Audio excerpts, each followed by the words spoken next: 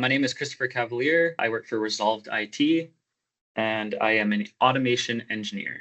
The workflow adds external user to 365 tenant and SharePoint site. So we looked at revamping that process for our users, and we developed this workflow to get around all that manual labor and the client going elsewhere to get the job done.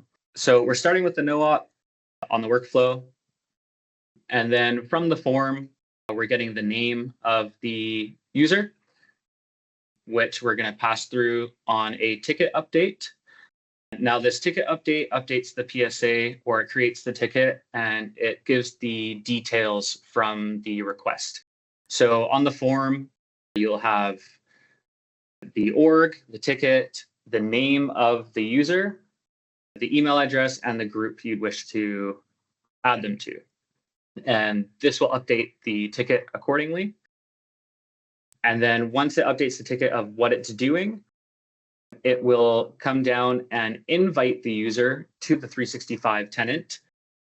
And once it grabs the UPN from the user creation, it passes that along to the group edition. So from the form, you will grab the group name, and it will grab the UPN from the previous workflow task and add that user to the appropriate group. I have the failover handling set up for this workflow as well.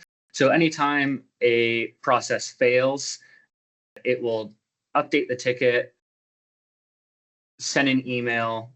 I have it set up to send an email to me because I am the internal automation engineer. So updates the ticket, sends me an email, and fails the execution. And goes the other way for success. Success doesn't email me, just updates the ticket, and then end for success. So it's a relatively easy workflow. It definitely saves a lot of time.